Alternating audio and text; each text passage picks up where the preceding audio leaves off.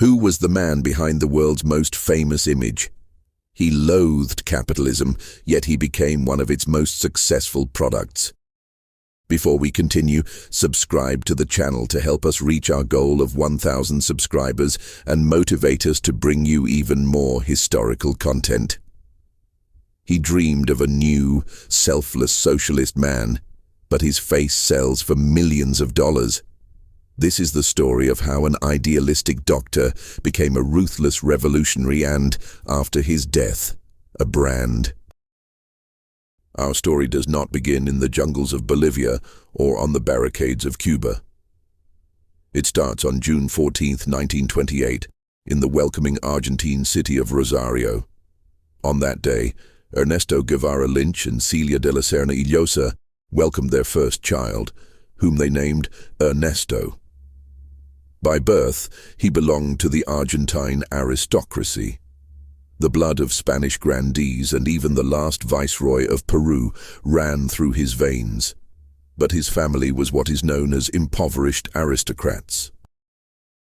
They had an illustrious name but no great fortune. His parents were freethinkers, bohemians, and leftists who despised Argentina's conservative society and Perón's dictatorship. They raised their 5 children in an atmosphere of freedom, intellectual debates, and a love for literature. From his earliest childhood, the life of young Ernesto, affectionately called Tete by his family, was a struggle not against governments or armies, but against his own lungs. At the age of 2, he suffered his first severe attack of bronchial asthma. This illness would follow him his entire life, becoming his constant companion and enemy. Every breath was a struggle for him. He could choke on dust, cold water, or strong smells. The family even moved to the province of Córdoba, to the mountains, hoping the dry mountain air would alleviate his suffering, but the asthma did not yield. However, instead of making him weak and fearful, the illness forged an iron will in him. He refused to be an invalid. He challenged his illness with fierce stubbornness. He played sports, swimming, soccer, golf.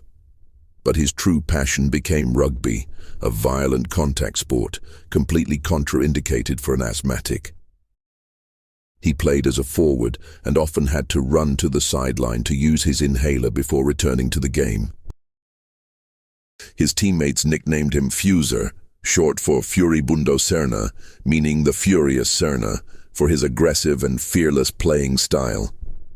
Parallel to the physical struggle was an intellectual one. Due to his illness, he often missed school and studied extensively at home. He devoured books. His parents' house was filled with thousands of volumes.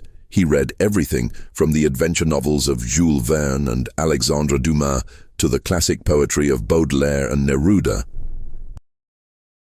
But what fascinated him most were philosophy and psychology.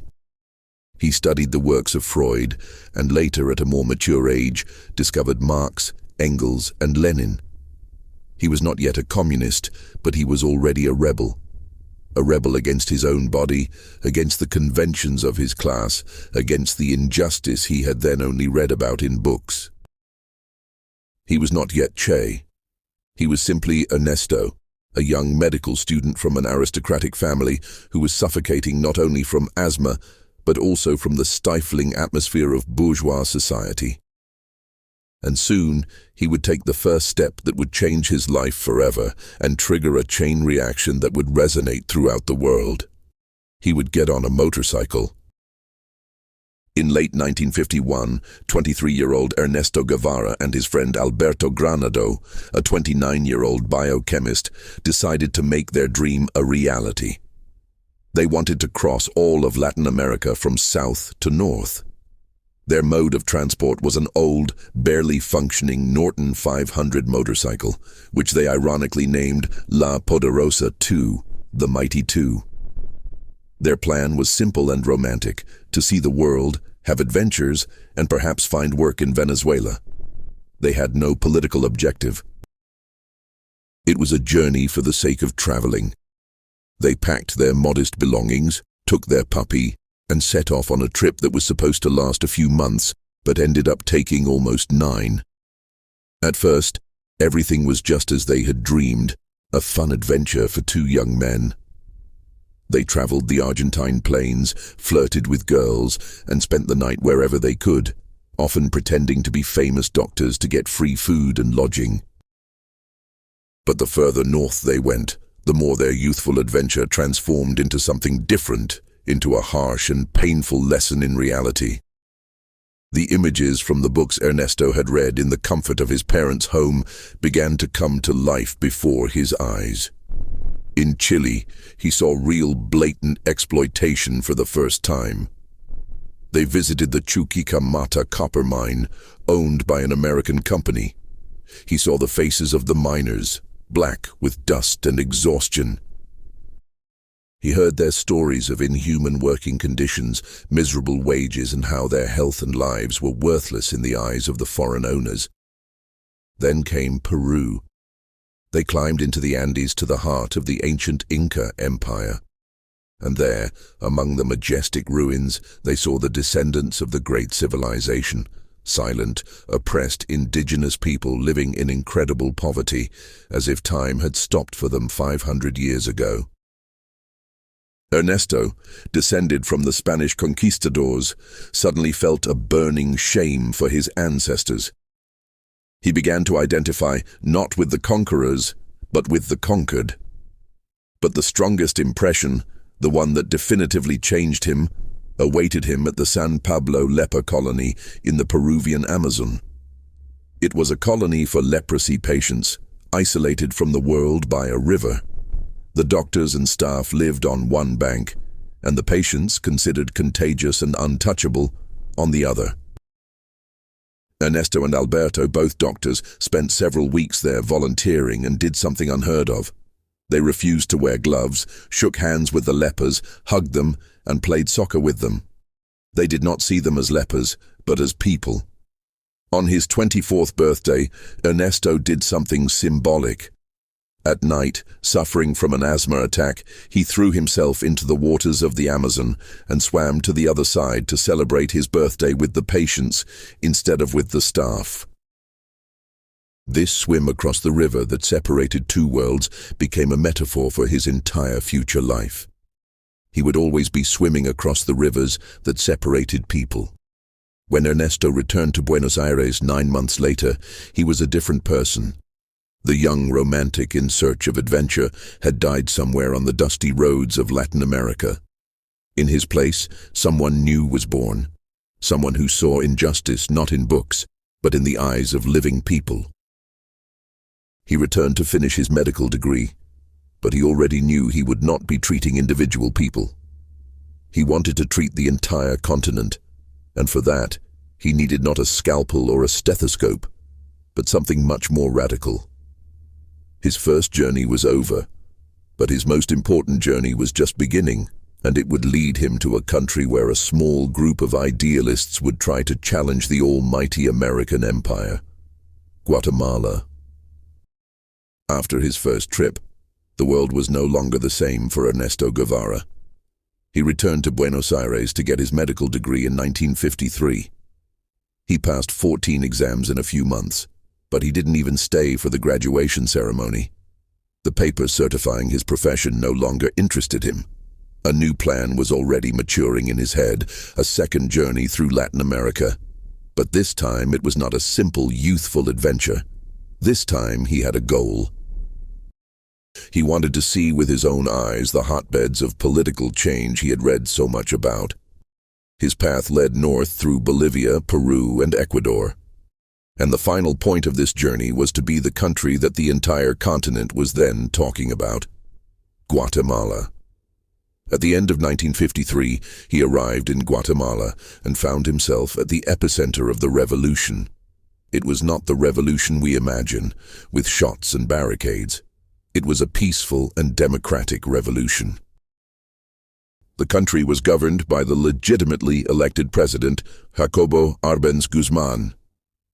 He was not a communist, but a progressive officer who dared to do what no one had done before. He initiated an agrarian reform. He decided to take the uncultivated lands from a handful of multimillionaire landowners and distribute them among the landless indigenous peasants.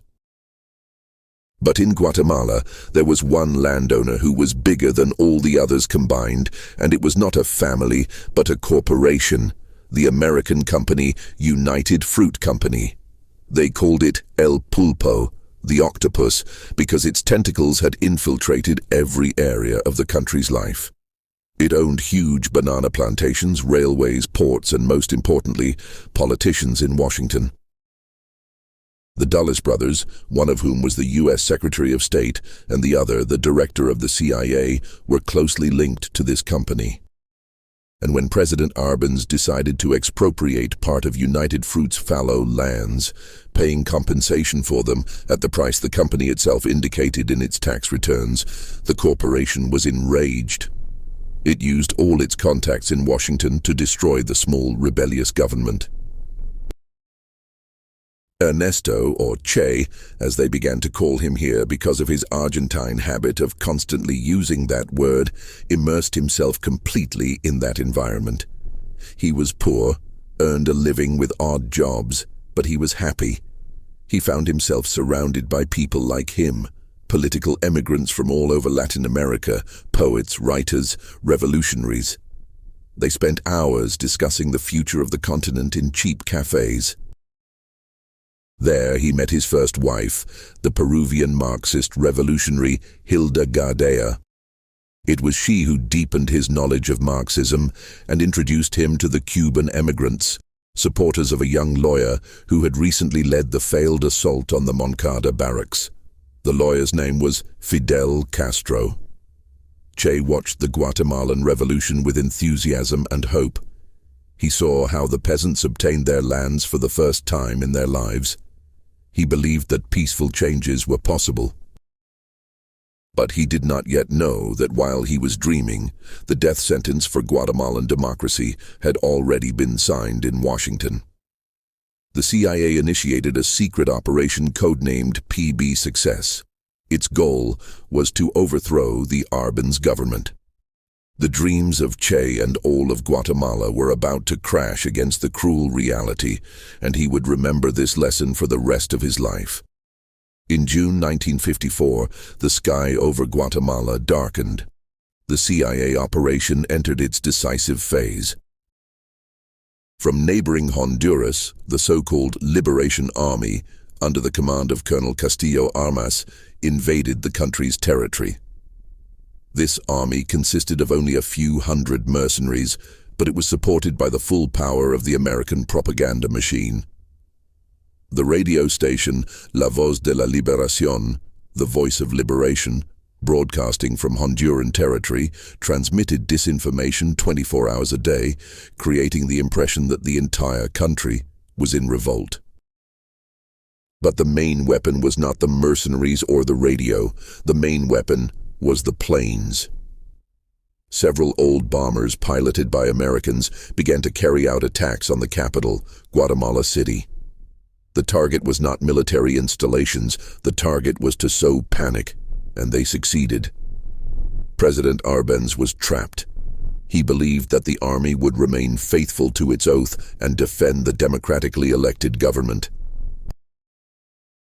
But the high command of the army, bribed or intimidated by the CIA, betrayed him.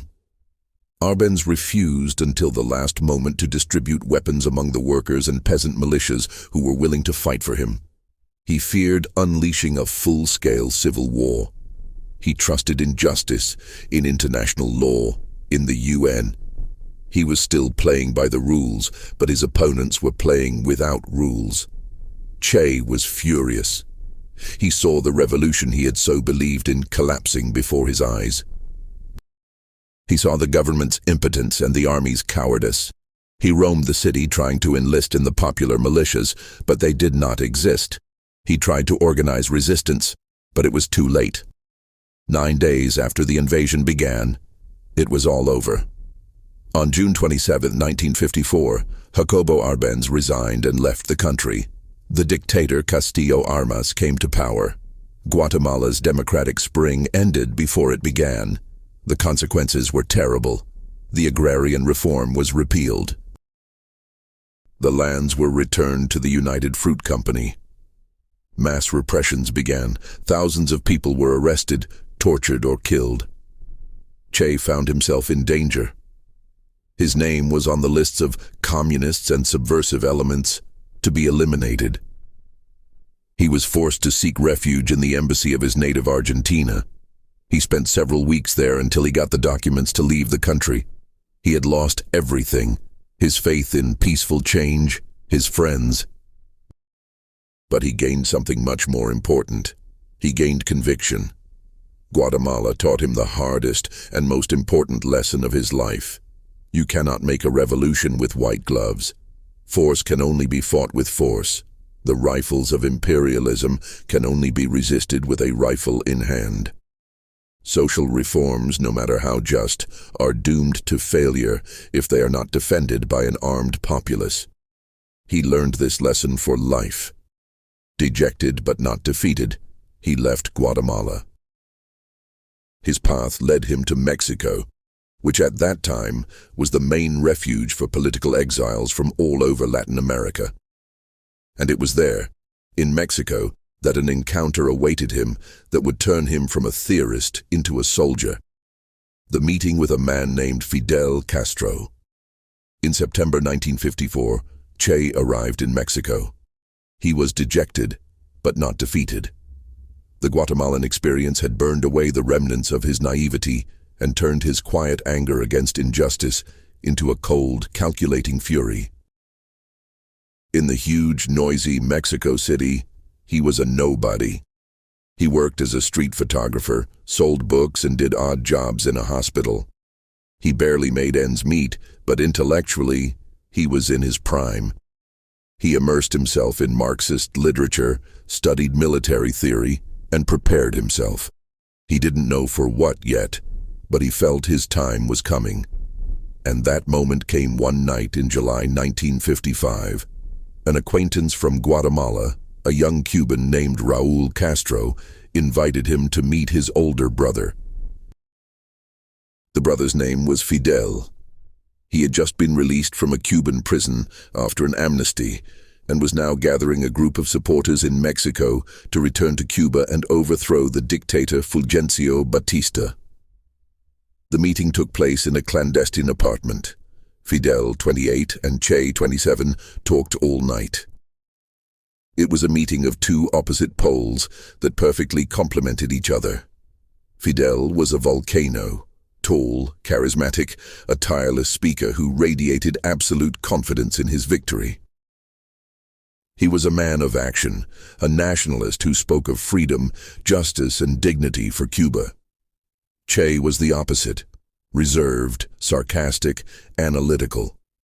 He listened to Fidel and in his words heard the echo of his own thoughts, born in the smoke of a burning Guatemala. But Che did not think in terms of a single country. He thought in terms of the entire continent. When Fidel spoke of the Cuban Revolution, Che saw in it the first step towards the liberation of all of Latin America. Che told Fidel his Guatemalan story, and Fidel, who had already concluded that a dictatorship could only be fought with arms, saw in the Argentine doctor an invaluable ally. He did not see him merely as another fighter. He saw in him an ideologue, a man with experience, albeit bitter, that confirmed his own reasoning. By morning, everything was decided. Che enlisted in Fidel's group. He became the first foreigner to join the Cuban movement. Initially, he was offered the role of the expedition's doctor, but Che wanted to be a soldier. Months of secret preparation began.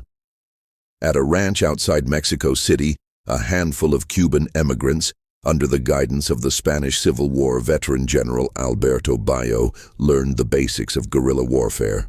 They learned to shoot, lay mines, set ambushes, and survive in the jungle. And it soon became clear that the Argentine doctor was their best student. He was disciplined, resilient, and learned everything on the fly. Despite his asthma, he completed all the marches alongside the others.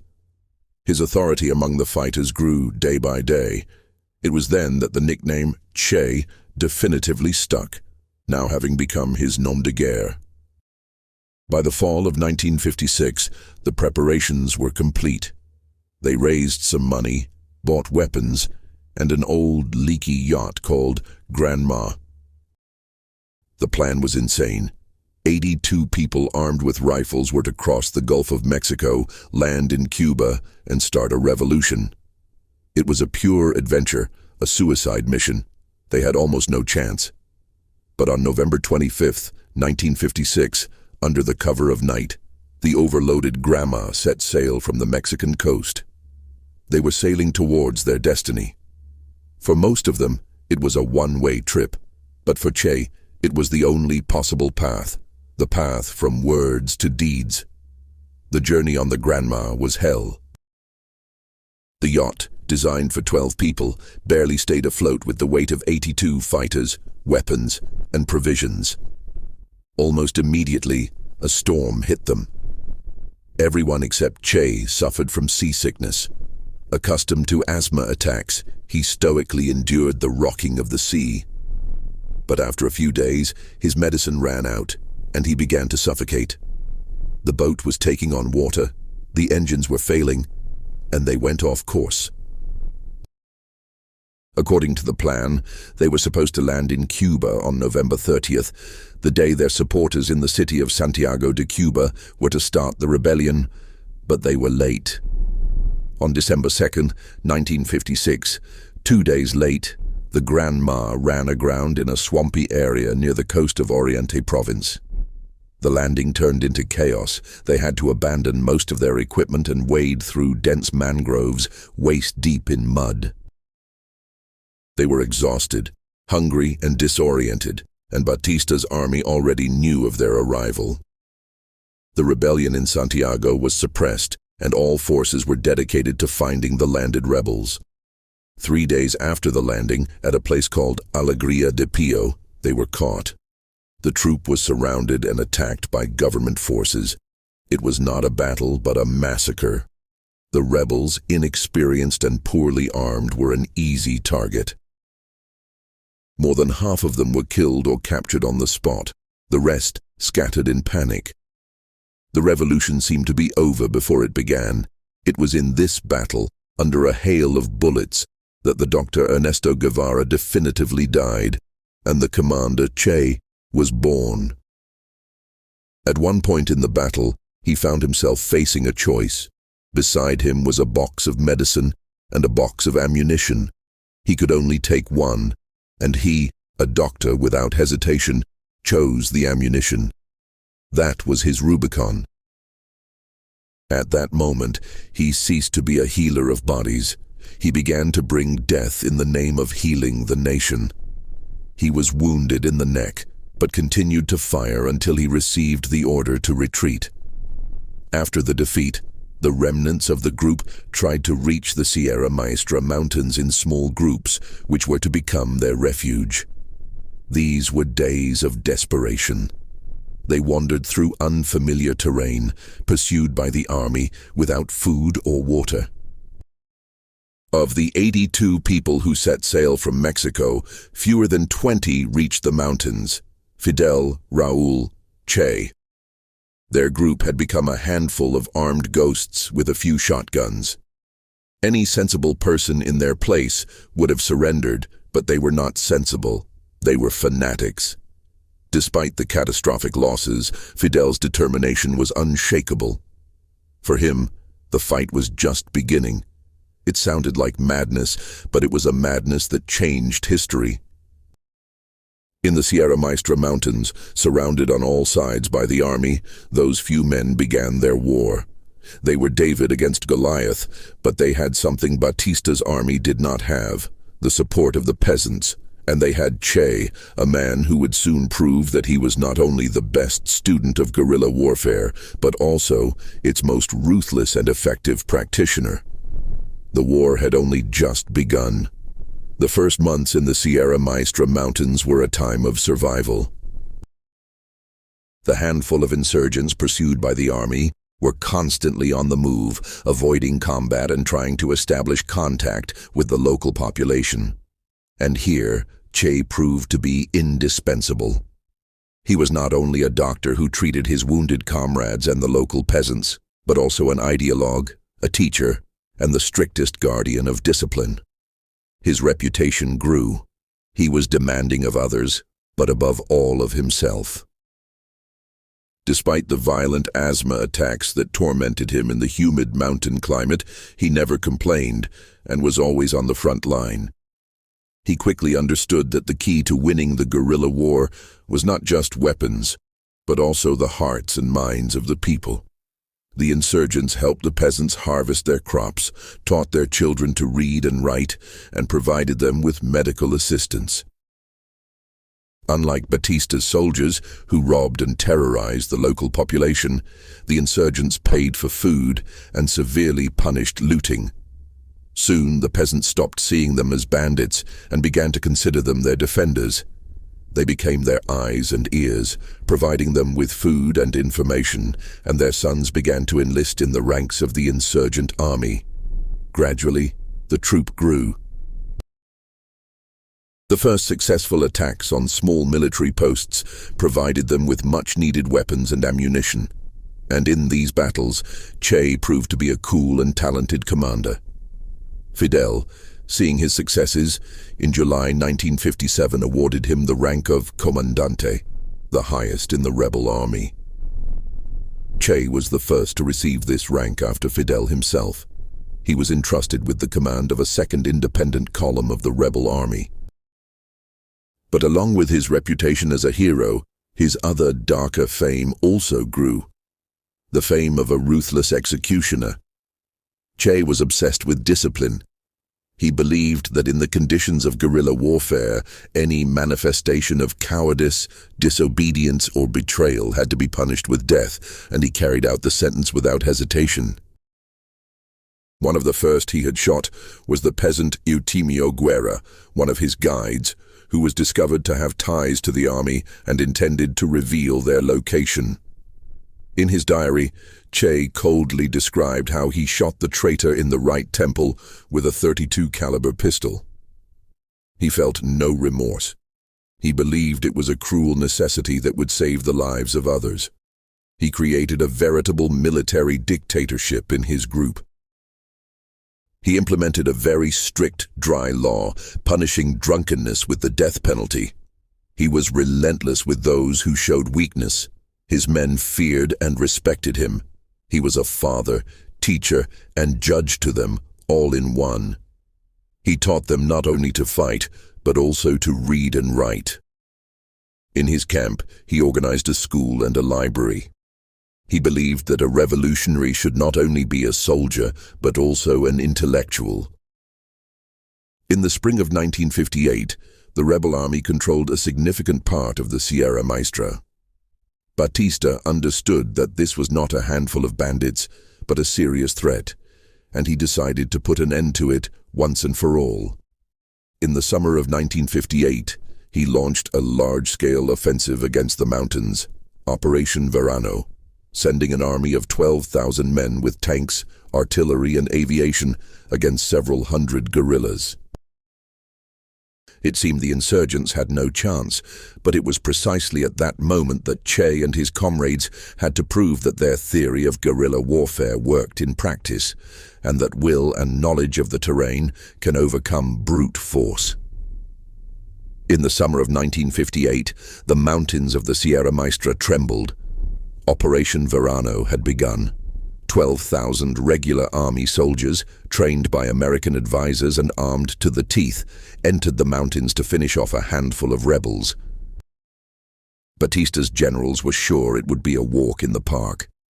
They had absolute superiority in numbers, artillery, and aviation. They had everything except one thing. They did not understand how to fight in those mountains or against whom they were fighting. Fidel, Che, and other commanders made the only correct decision. They did not engage in open combat. They let the army enter the mountains, stretch its communications, and disperse its forces. And then they began their war, The War of Ghosts. Small groups of insurgents would appear out of nowhere, launch a lightning attack on an army column or patrol, and dissolve into the jungle.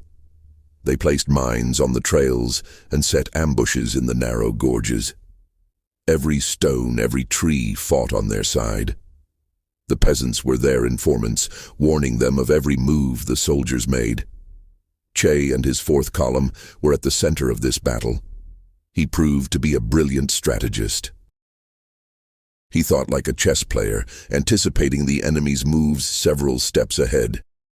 His men, hardened by months of combat and iron discipline, acted as a single organism. They were elusive and lethal. Batista's soldiers, mostly former peasants forcibly recruited into the army, quickly lost heart. They fought for a salary in a strange and hostile territory against an invisible enemy that could strike at any moment. The insurgents, on the other hand, fought for an idea, on their land, for their homes. The turning point of the operation was the Battle of El Jigüe. One of the elite battalions of Batista's army, under the command of Major Quevedo, managed to penetrate deep into the mountains and almost surround Fidel Castro's own headquarters. But instead of falling into the trap, Fidel closed it himself. His squad cut off the battalion's retreat route. The siege began. Che's troops and other commanders blocked all attempts by the army to come to the aid of the besieged.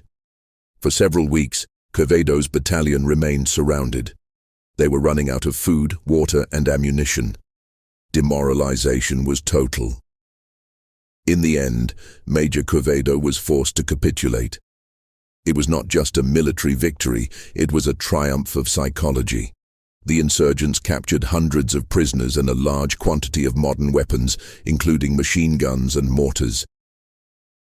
But most importantly, they did not treat the prisoners as Batista's army had. They were not tortured or killed. They were fed, given medical assistance, and after a while, simply allowed to go home. This news spread throughout the army, and the effect was astonishing. The soldiers understood that being captured by the bearded ones was not as terrible as propaganda painted it. By August 1958, Operation Verano had stalled. Batista's army was defeated and demoralized. It fled the mountains, leaving behind hundreds of dead and a large quantity of weapons. The strategic initiative passed completely to the insurgents. They not only survived, they won.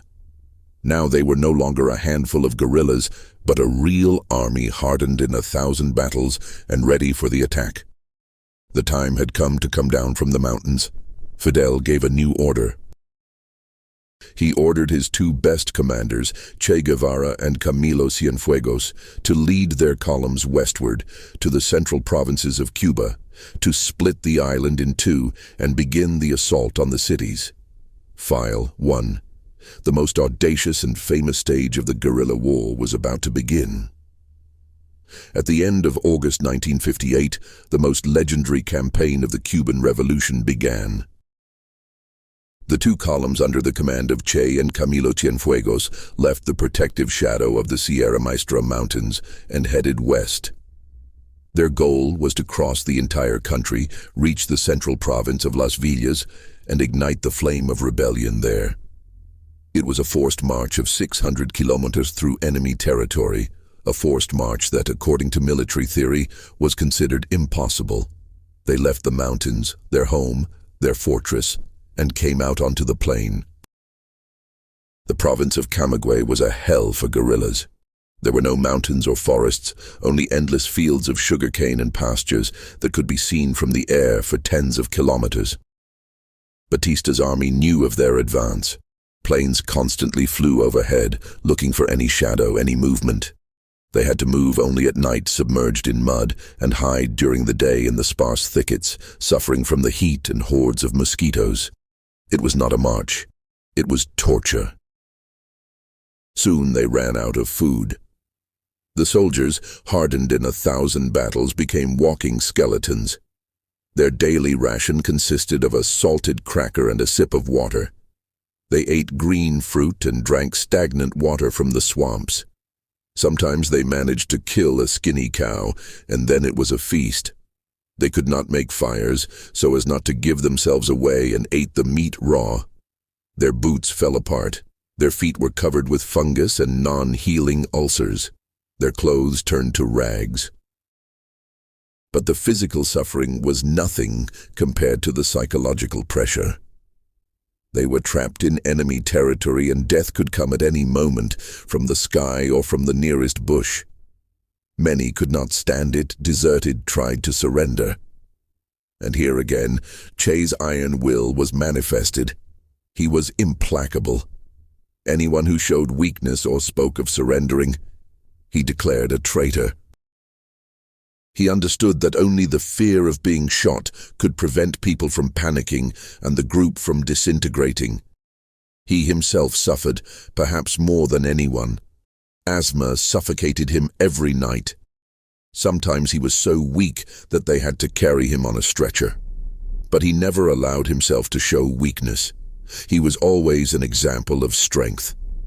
If a swamp had to be crossed, he was the first to enter the dirty water. He often gave his meager food to the weakest fighters. His group of 145 people was shrinking before their eyes, but those who remained became a cohort of steel, united by blood and common suffering. After 45 days of hell, in mid-October, they finally saw before them the saving silhouette of the Escambray Mountains in the province of Las Villas. They had made it. Exhausted, ragged like ghosts, they emerged from the swamps and set foot on firm ground again. The march was over, but the war here had only just begun.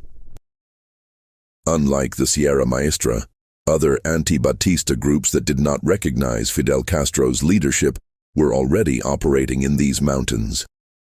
Before fighting the army, Che had to unite the scattered resistance under his command, using diplomacy, cunning, and, if necessary, force. He had not come here to hide. He had come to win. And his main target was the city that would become a symbol of the guerrilla war, the city of Santa Clara. Upon reaching the Escambray Mountains, Che and his exhausted fighters discovered that the enemy of their enemy was not always their friend. Unlike the almost uninhabited mountains of Sierra Maestra, several other anti-Batista guerrilla groups were already operating here. The most important were the Second National Front of the Escambray, under the command of Castro's former comrade, Eloy Gutierrez Menoyo, and the 13th of March Revolutionary Directorate, composed mainly of students. These groups did not obey Fidel. Moreover, they viewed Che with great suspicion. They considered him a communist, an agent of Fidel who had come to steal their revolution. Che's first weeks in the Escambray Mountains were not dedicated to fighting Batista's army, but to a complex political game. He had to unite these scattered militias, often at odds with each other, under a single command. It was not a battle on the battlefield, but at the negotiating table. And Che proved to be not only a soldier, but also a cunning and ruthless politician. He met with the leaders of other groups. He did not ask or beg, he demanded. His logic was simple and forceful. We have a common enemy, Batista. Anyone who during the war sows discord and thinks about their personal ambitions is a traitor to the revolution. His authority was enormous. The legends of his bravery and discipline in the Sierra Maestra preceded him, while other troops often seemed like gangs dedicated to settling their differences. His column was a model of military organization. His fighters were disciplined, ideologically motivated, and absolutely loyal to their commander, and that made an impression. Gradually, using the stick and the carrot, threats and promises, Che began to tip the balance in his favor. The culmination of this struggle was the signing of the so-called Pedrero Pact. In December 1958, Che forced the leaders of other groups to sign an agreement to create a united front. Formally, all troops retained their autonomy, but the operational command of all military actions in the province passed into his hands. It was his first great victory in Las Villas, a political, not a military, victory. He neutralized the internal opposition and gained at his disposal several thousand fighters. Now that his rear was secure, he could move on to the main task, the attack. His men, reinforced by local volunteers, began a series of daring attacks, captured small towns, blew up bridges, and cut communications. File. Batista's army in the province was demoralized and locked in its garrisons. Che controlled almost the entire rural territory, but for the final victory, it was necessary to take the capital. His gaze fell on the city of Santa Clara. It was not just any city, it was the last citadel of the Batista regime on the road to Havana, a key communications hub that linked the west and east of the island. Taking Santa Clara meant cutting Cuba in half and opening the way to the capital. The city was heavily fortified. A garrison of 3,000 men, tanks, and artillery defended it. Che had only about 340 fighters. To launch an assault with such forces was sheer madness. But Che had bet his entire life on madness. At the end of December 1958, he gave the order, begin the assault on Santa Clara. For Che, it was not just a battle, it was an exam he had to pass before history, an exam to earn the title of revolutionary. And he was determined to pass it with a resounding grade. On December 28, 1958, Che Guevara and his 340 guerrillas approached the city of Santa Clara. Awaiting them were 3,500 regular army soldiers, tanks, and artillery. It was not a battle, it was suicide. But Che had a plan. A plan in which the main role was not played by the rifle, but by the bulldozer. He was not going to assault the city head-on. That would be pointless. He decided to dissect it like a surgeon, delivering precise blows to the most vulnerable points, sowing chaos and panic. His squad divided into small groups that attacked the city simultaneously from different sides. They did not try to take the barracks. Their targets were the police stations, government buildings, the power plant, and the railway lines. They wanted to paralyze the city, deprive the garrison of communications and control. But Che's main weapon was not in his group. It was in the city itself. Thousands of Santa Clara residents, tired of the dictatorship, were just waiting for the signal. And when the first shots were heard on the outskirts, the city rebelled. People took to the streets and built barricades. Students from the local university began to make Molotov cocktails. Che distributed weapons to volunteers. The battle for Santa Clara turned from a military operation into a popular uprising. The garrison was bewildered. The soldiers locked in their barracks did not understand what was happening. It seemed to them that thousands of guerrillas were attacking the city. They were afraid to go out into the streets, where every intersection could be a trap. But the dictator Batista in Havana made his last move. He sent his main reserve to the garrison, an armored train. It was a veritable fortress on wheels. 2 armored cars, platforms with machine guns and anti-aircraft cannons. Inside was an elite battalion of 400 soldiers armed to the teeth. The train carried a huge amount of ammunition, enough for several weeks of defense. It was supposed to arrive in Santa Clara, disembark the troops, and crush the rebellion in a single blow. It was the symbol of the regime's power, its last trump card.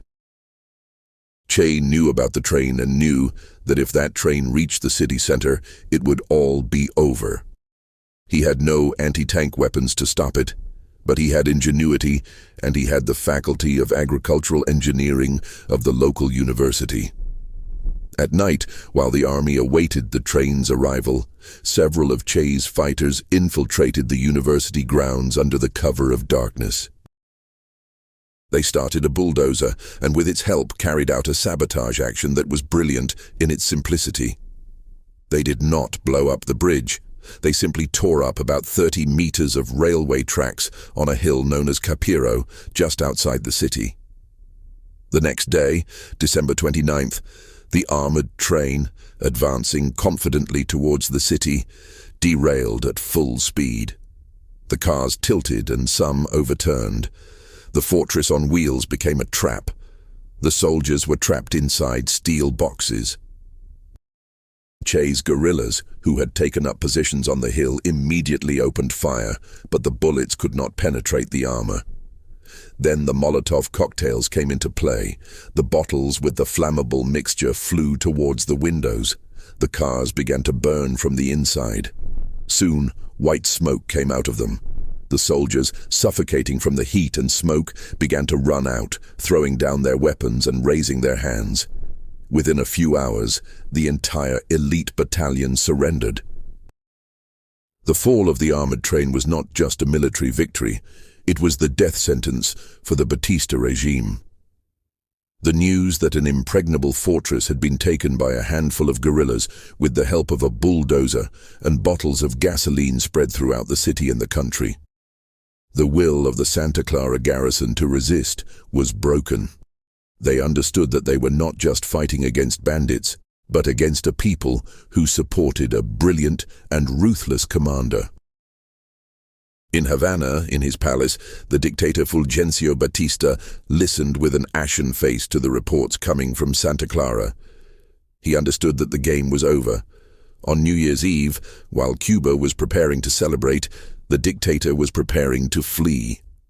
While Che's rebels celebrated victory in the destroyed Santa Clara in Havana at the presidential palace, the dictator Fulgencio Batista was hosting his last New Year's reception. He smiled, shook hands, and toasted to Cuba's prosperity. But behind the false smiles and the clinking of glasses, panic was hiding. The reports from Santa Clara left no room for doubt. The fall of the armored train meant his army was defeated. The road to Havana was open. Batista understood that it was the end. In the first minutes of January 1st, 1959, while the country slept after the New Year's festivities, 3 planes secretly took off from the Colombia military base. On board one of them were Fulgencio Batista, his family, and his closest associates. He took with him, according to various estimates, between $300 and $700 million from the public treasury. He fled to the Dominican Republic under the protection of his friend, the fellow dictator Rafael Trujillo. The 7-year era of tyranny did not end in combat, but in a cowardly nighttime escape. On the morning of January 1st, Havana woke up in another country. The news of the dictator's flight spread through the city like wildfire. At first, there was disbelief, then a deafening and all-consuming joy. People poured into the streets hugging, crying, singing. The soldiers and police, symbols of the hated regime, took off their uniforms and disappeared into the crowd. The prisons were opened and political prisoners were released. It was a day of absolute happiness, a day when it seemed anything was possible. But Che did not celebrate. Upon learning of Batista's flight, he immediately ordered full control of Santa Clara. He understood what the euphoric crowd did not. Victory in war is not synonymous with victory in revolution. Power lay in the street and anyone could pick it up. A provisional government was already being formed in Havana, composed of old, moderate politicians who hoped to snatch the initiative from the insurgents. Fidel Castro, from his headquarters in the mountains, gave the order. Che and Camilo Cienfuegos were to advance immediately to Havana and take control of the capital. On January 2nd, Che's column entered the capital. It was a triumph. The entire city came out to welcome its heroes. People threw flowers at their cars, tried to touch the bearded and emaciated guerrillas, and chanted their names. Che rode in a jeep, serious as always, almost taciturn, with an inhaler in his hand. He was a hero, a liberator, a living legend. But his final destination was not the presidential palace. His destination was the La Cabaña fortress. This enormous 17th-century fortress, rising over the entrance to Havana Bay, was not just a military base. For decades, it was the most sinister political prison in Cuba. In its dungeons, generations of Cuban patriots and revolutionaries were tortured and executed. Its name was synonymous with fear and death. And it was there that Fidel sent Che. He not only entrusted him with occupying an important strategic objective, he was sending a signal that the era of impunity was over.